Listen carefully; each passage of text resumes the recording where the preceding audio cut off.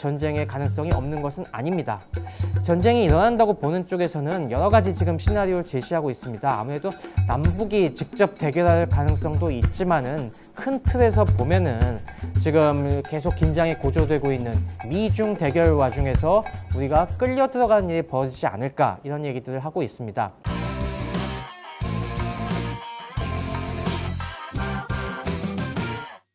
네, 안녕하십니까. 저는 글로벌 테크 트렌드와 여러 가지 군사, 이런 안보 문제를 통해서 오늘날 이제 전 세계가 흘러가는 방향을 갖다가 읽어드리는 최승병이라고 합니다. 오늘도 여러분들이 궁금해하시는 사항들을 함께 모아서 살펴보는 시간을 갖도록 하겠습니다.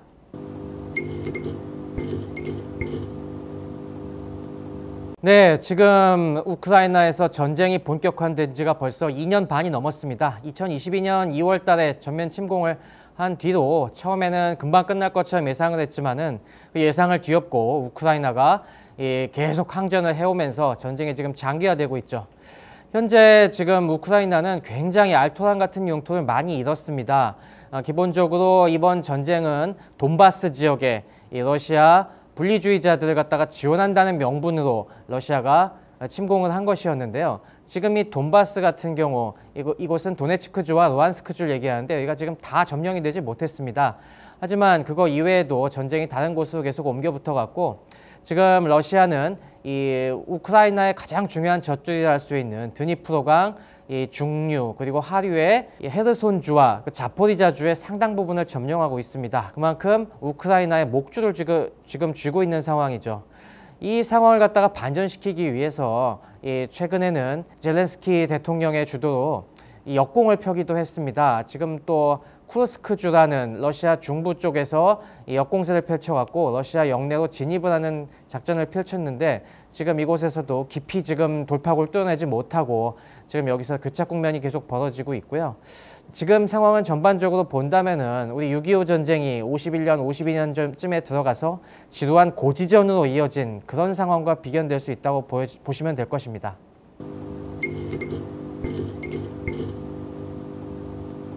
네, 그 기존의 러시아 우크라이나 전쟁은 기본적으로 두 국가 쌍방 간의 교전이었습니다. 그렇기 때문에 주변 국가들이 많은 무기 지원을 해주곤 있지만은 국지전의 양상을 벗어나지 못하고 있었는데요. 지금 북한이 그동안 막대한 탄약을 공급하는 것에서 한 발 더 나가서 실질적으로 전투병을 파병함으로써 국제전으로 성격이 변화하고 있습니다. 이것은 이 전쟁의 성격 자체가 어떻게 보면은 훨씬 확대될 수 있다는 이런 위험성을 지금 내포하고 있는 굉장히 지금 중대한 국면입니다. 이렇게 된다면은 다른 국가들도 참전해야 되는 거 아닌가라는 그런 명분이 이제 득세하게 될 것이고, 권위주의 블록들이 이처럼 어마어마한 전력을 갖다가 쏟아 부어서 이 자유진영의 안보를 갖다가 본격적으로 위협하는 그런 시대 전환의 그런 의미도 내포하고 있습니다. 그런 만큼 지금 이 시점에 대해서 많은 국가들이 지금 우려를 표명하고 있습니다. 유럽을 비롯한 나토 쪽에서 강한 이 규탄 성명을 내고 있고요. 러시아와 북한의 밀착에 대해서 당연히 우리 대한민국에서도 격렬하게 이제 반대를 하고 있습니다. 특히 러시아는 그동안 우리 수교 이후에 굉장히 우리와 더 가까운 관계를 맺고 많은 경제 협력을 하고 있었는데, 최근 들어서 다시 북러 간에 거의 동맹에 준하는 여러 가지 상호 원조 조약을 갖다가 맺는 지경까지 이르렀다고 하는 것은 그동안 이어왔던 러시아와 한국 간의 우호 관계도 크게 해치는 문제이거든요. 그래서 이런 장기적인 영향까지 생각해 봤을 때 지금 굉장히 엄중한 상황이라고 볼 수 있습니다. 당연히 여기서 그치는 것이 아니라 지금 북한이 또 굉장히 핵무기 기술 그리고 여러 가지 전략 미사일 기술들을 갖다가 개발하고 있는데, 이 부분에서 아직 북한이 미비한 점이 많습니다. 이 부분을 러시아가 채워줄 수 있다는 점에서, 그리고 이것이 더 나아가서 북한의 도발을 유발하고 그 도발 시 러시아가 개입하는 이런 끔찍한 시나리오까지 가능할 수가 있기 때문에 참으로 우려스러운 대목이라 하지 않을 수 없습니다. 그뿐만이 아니라 이것은 중국에게도 굉장히 참 불편한 일입니다.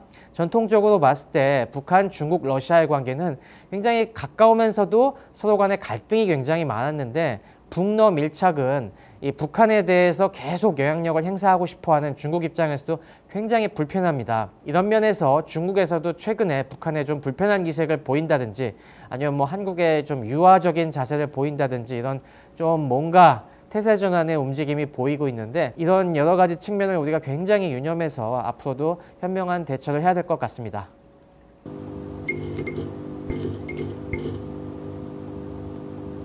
북한이 2023년에도 이미 5차례에 걸쳐서 ICBM 발사 훈련을 했고요. 이번 최근에 10월 31일에 있었던 발사는 올해 들어서는 처음입니다. 하지만 이번 ICBM은 그 크기와 이 성능에 대해서 굉장히 많은 사람들이 놀랄 수밖에 없었는데요. 기존에 작년 말에 시험했던 화성 18형에서 한 단계 더 발전된 화성포 19형을 이번에 공개를 했습니다. 그래서 이번에 발사한 거는 수직으로 발사해서 그렇게 멀리 안 나가게 한 1000km 정도밖에 안 나가게 했지만은 이걸 만약에 정상적인 궤도로 발사하면은 사정거리가 한 15,000에서 18,000km. 네, 이 정도 수준이면은 미국 전역을 타격할 수 있을 정도의 진정한 의미의 ICBM이라고 볼 수가 있습니다. 이런 ICBM을 왜 지금 공개했느냐? 당연히 여러 가지 설왕설래가 있는데요. 뭐 한 가지 설은 지난 10월 국군의 날 행사 때 우리 군에서 공개한 현무5 미사일에 대한 그런 대응으로 했다는 얘기들도 있고, 또 최근에 우크라이나 파병 문제가 불거지면서 이거에 대해서 나올 수 있는 여러 가지 불만들을 미리 단속하려는 움직임이 아닌가 하는 관측도 있습니다.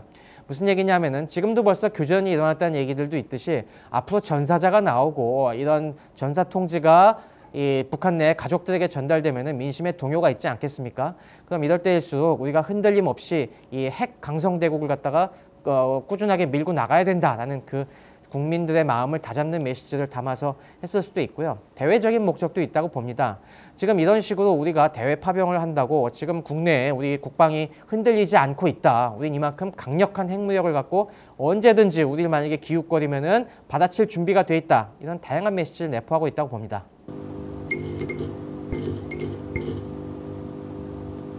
네, 북한이 지금 전쟁에 직접 참전을 했다고 해서 우리도 함부로 참전하는 결정을 내리긴 쉽지가 않습니다. 앞서 얘기한 것처럼 이것이 국제전 양상이 점점점 심화되고 더 많은 참여자가 들어갈수록 이 전쟁이 어디까지 발전될지 이거에 대해서 굉장히 우려스러운 상황이 펼쳐질 수가 있기 때문에 일단은 신중한 자세를 취하고 있고요.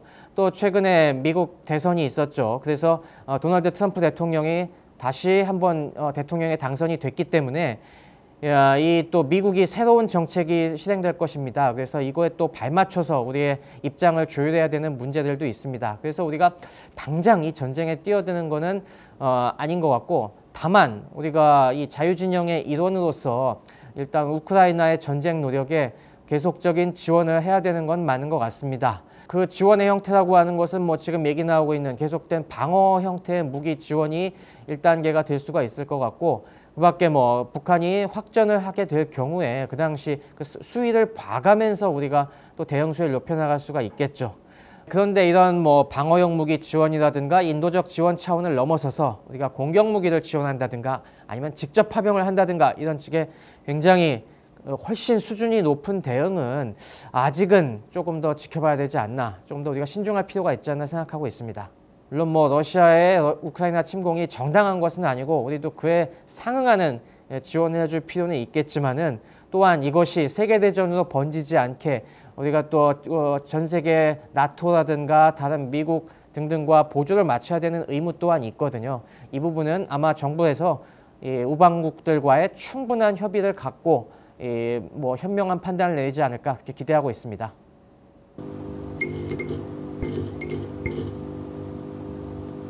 네, 지금 미국은 아무래도 뭐 중국이 도전하고 있지만은 전 세계 가장 강력한 패권 국가로서 또 이 해양 국가의 특성상 전 세계 특히 자유주의 블록 이 국가들의 자유로운 교역을 갖다가 보장을 하고 그들의 이런 활발한 경제 활동을 통해서 번영을 이끌어 나갈 수 있게 항상 지원해주는 역할을 맡고 있습니다.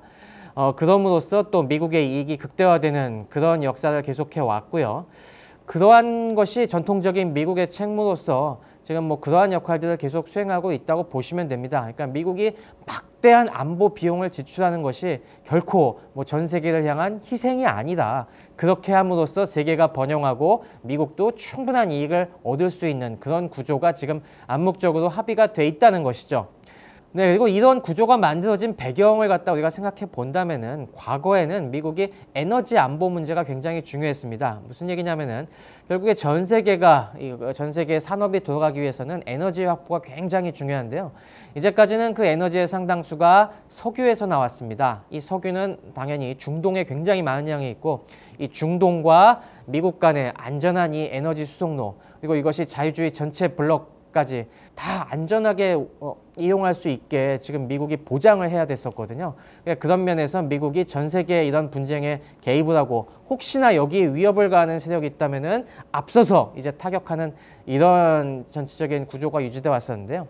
최근에 이런 것에 많이 변화가 이루어지고 있습니다. 일단 뭐 요즘 여러분 이 탄소 중립 얘기하듯이 점점 우리가 화석 에너지에서 탈피하는 움직임을 보이고 있습니다. 그래서 중동 석유에 대한 의존도가 많이 줄어들었고요. 미국 내에서도 셰일 오일, 셰일 가스 같은 것들이 개발이 되면서 미국 내에서도 충분히 에너지 자급이 가능한 이런 구조가 만들어지고 있습니다. 그러다 보니까 미국에서도 과연 우리가 이렇게 먼 지역에 이 금쪽 같은 돈을 갖다가 퍼붓고 젊은이들을 갖다가 희생시켜가면서 그쪽의 안보를 지켜주는 게 무슨 이익이 있느냐, 그만한 가치가 있느냐 하는 회의감이 점점 들고 있고요. 그로 인해서 주변 국가들에게 점점 더 많은 방위비 부담을 짊어지라고 하는 이런 얘기들이 나오고 있는 것이죠. 특히 최근에 러시아 우크라이나 전쟁 같은 경우는 계속 미국이 불만을 갖고 있는 것이 바로 옆에 또 잘 사는 유럽 국가들이 있는데 왜 유럽 국가들은 군비를 다 축소하고 이 안보를 자꾸 우리에게만 짊어지고 있느냐. 유럽도 군비 지출을 많이 하고 병력과 무기 생산을 늘려라 라는 이런 요구들이 계속되고 있는 것이죠. 그런 면에서 지금 국제전쟁의 확대는 전 세계가 이렇게 미국과 안보 책임을 어떻게 분담하느냐 하는 이 구조에 있어서도 큰 변화를 초래할 것으로 예상이 되고 있습니다. 지금까지 역사를 보면은 모든 전쟁에는 그로 인해서 이 전쟁 당사국이 있었고 피해를 입는 피해국들이 있었는가 하면은 또 그걸로 인해서 큰 혜택을 보는 수혜국들이 있어 왔습니다. 아무래도 이 전쟁을 갖다가 직접 치러서 희생을 보고 그리고 뭐 국토에서 큰 이 싸움이 일어나는 경우에는 피해를 볼 수밖에 없는데요. 멀리서 어느 쪽 편에 서지도 않고 이쪽에다가 물자만 공급하는 경우에 특히 그 단물을 많이 뽑아 먹을 수가 있죠. 역사적으로 보면은 예컨대 세계대전 같은 경우는 남미가 그 당시에 큰 수혜를 입었습니다. 세계대전으로 많은 나라들이 농사 지을 사람들이 다 전쟁터로 나가고 했을 때 남미 얼마나 이 광대한 평원에 사람은 적고 소는 많습니까? 그런데 소고기 같은 거 수출해서 옛날에 아르헨티나나 이런 국가들이 경제가 어마어마하게 부강하게 발전하던 시절도 있었고요. 뭐 1차 세계대전 때 같은 경우는 일본이 또 큰 특수를 누렸습니다. 그 당시에 다들 무기 생산을 하느라고 바빴을 때 일본이 여러 가지 생필품을 수출하면서 또 큰 혜택을 누렸었고요. 하지만 2차 세계대전 때는 또 이런 국가들이 전쟁에 동참함으로써 직접적인 피해를 입었죠. 그런가 하면 우리 6.25 전쟁 때도 우리에겐 동족상잔의 비극이지만은 그때 옆에 있던 일본은 미군의 많은 물자를 납품해서 전쟁의 피해를 갖다가 거기서 복구하고 새롭게 경제가 도약하는 데 큰 혜택을 입었습니다. 그리고 우리도 중동전이나 월남전 당시에 물론 파병하기도 했지만은 또 많은 수출을 함으로써 우리 경제 성장에 큰 도움이 되기도 했죠. 지금 벌어지고 있는 중동전쟁이라든가 러시아 우크라이나 전쟁에서도 대표적인 수혜국이 북한이라고 볼 수가 있습니다. 지금 북한이 그동안 경제 제재로 굉장히 어려운 상황이었는데 이번에 러시아 쪽에 탄약이 부족하니까 북한에서 어마어마한 탄약을 공급했지 않습니까? 그러면서 지금 러시아 쪽에서 많은 이 외화를 갖다가 지불하고 있고 또 식량도 주고 있고 그리고 굉장히 그들이 원했던 여러 가지 아마 군사 기술도 같이 넘겨주지 않고 있을까 합니다.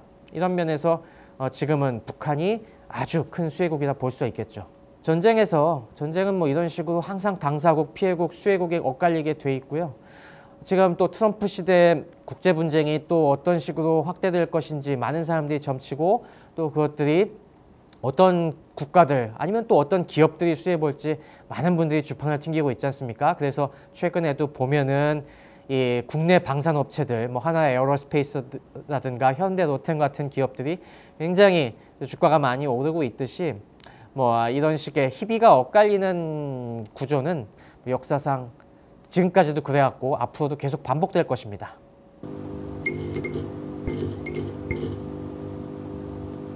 네, 뭐 전쟁, 특히 한반도에서의 전쟁은 안 일어나야 되죠. 뭐 어떤 형식으로든 일어나게 되면은 지금 전 세계의 무기를 갖다가 우리 대한민국과 북한이 공급하는 데서도 알 수 있듯이 양국이 어마어마한 화력을 갖고 있기 때문에 진짜 참혹한 전쟁이 될 수밖에 없습니다.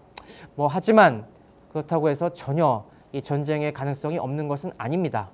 전쟁이 일어난다고 보는 쪽에서는 여러 가지 지금 시나리오를 제시하고 있습니다. 아무래도 남북이 직접 대결할 가능성도 있지만은 큰 틀에서 보면은 지금 계속 긴장이 고조되고 있는 미중 대결 와중에서 우리가 끌려 들어가는 일이 벌어지지 않을까 이런 얘기들을 하고 있습니다. 무슨 얘기가 있냐면은 만약에 중국이 대만을 침공하는 시나리오가 있을 때 중국이 그냥 대만만 공격할까요? 아닐 겁니다. 아무래도 여기에 개입할 중요한 플레이어들이 주한미군이 있습니다. 아무래도 이 동북아에 가장 큰 전력을 유지하고 있는 것이 주한미군이니까요.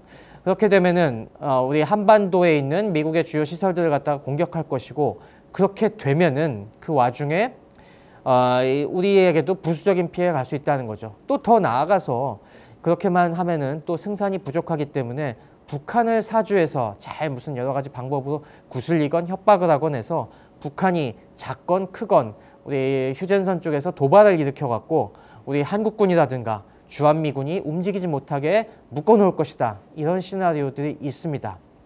또 다른 시나리오로는 지금 러시아 우크라이나 전쟁이 점점 심화되면서 이 북러 관계가 심상치 않은 상황인데, 만약에 이 과정에서 북한이 정말 알짜배기 핵기술을 갖다가 확보하게 된다면은, 이게 만약 지금 같은 경우는 북한이 ICBM을 갖고 있지만은 이게 미국에 명중시킨다는 보장도 없고, 이게 제대로 핵폭탄이 내려가서 꽂혀서 터진다는 이런 보장도 사실은 없거든요. 근데 만약에 그런 기술을 확보하게 되면은 북한이 조금 더 대담한 행동을 할 수가 있겠죠. 우리 진정한 핵보유국이다. 절대 건드리지 마라. 우리 남한에 대해서 이런 형태로 우리가 응징을 해주겠다라고 하고 진짜 그런 식으로 그걸 믿고 도발할 가능성도 있습니다. 하지만 대다수의 많은 의견으로는 그래도 우리 지난 한국전쟁 이후 70년 넘게 그래왔듯이 팽팽한 긴장은 유지되겠지만은 도발은 쉽지 않을 것이다. 전면전이 일어나진 않을 것이다 하는 쪽의 예상이 많습니다. 그 이유는 아무래도 남북한의 이런 강력한 군사력이 서로 간에 굉장히 큰 억지력으로 작용하는 부분들이 있고요. 특히 북한 같은 경우 이 전면전이 벌어졌을 때 초반에 어떻게 넘어갈 수 있을지 몰라도 결국에는 이것이 이 북한의 패망으로 이어질 것이라는 그런 강한 두려움을 갖고 있기 때문에 그런 리스크를 과연 짊어질 것인가?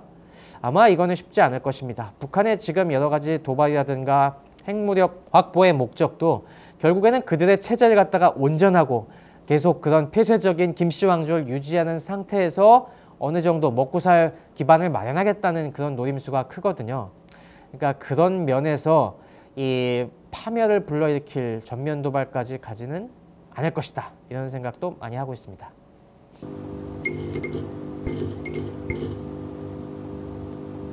네, 북한의 후계 구도, 이 문제는 아직도 엇갈리고 있습니다. 최근에 물론 김정은 이후에 지금 딸을 갖다가 굉장히 김주애를 많이 전면에 내세우고 있는데, 북한은 사실 굉장히 남성 우월주의적인 이런 가부장적인 사회이거든요. 그래서 과연 진짜 여성 후계자를 갖다가 용납할 수가 있을 것인가. 그리고 뭐 딸만 있는 것도 아니고 사실 아들이 있거든요. 그래서 지금 뭐 많은 관측자 분들은 아들이 좀 더 크고 아직 전면에 내세우기까지, 그러려면 아무래도 여러 가지 행동 거지도 조심하게 하고, 그러니까 사실 김정은도 그랬지 않습니까? 우리가 김정은이 딱 모습을 드러내기까지 많은 준비 과정이 있었는데, 뭐 살도 찌우고 성형수술도 해서 할아버지 김일성처럼 보이게 만들려고 그런 노력도 하고 그랬었는데, 아마 그런 준비가 다 끝나면은 이제 김주애가 물러나고 그 아들이 전면에 나서지 않을까, 그런 얘기들을 하고 있습니다. 하지만 뭐 이거는 북한의 이런 세습 체제가 계속 유지되었을 때의 얘기죠. 문제는 지금 김정은도 굉장히 그 비대한 몸에서도 알 수 있듯이 건강도 약간 좀 불안한 구석들이 있고, 과연 진짜 4대 세습까지 북한이 용인할 것인가. 북한도 아무리 지금 단단히 문을 걸어 잠그고 있지만은 주민들 사이에 동요들이 점점점 나날이 심각해지는 상황이고, 특히 지배계층에서도 최근에 뭐 고위 탈북자들이 생겨나듯이 그들도 결국에 야, 우리 자식들을 이런 체제에서 살게 해야 되는가? 라는 고민들을 많이 하고 있을 거예요. 그런 면에서 그 체제에 균열이 있지는 않을까 그런 기대도 해보게 됩니다. 네, 지금까지 글로벌 안보 환경 변화와 그 속에서 우리가 어떻게 대처해야 되는지, 우리 한반도는 이상 없는지 이런 부분에 대해서 같이 얘기를 나눠봤는데요. 2부에서는 조금 더 재미있는 내용으로 돌아오도록 하겠습니다. 감사합니다.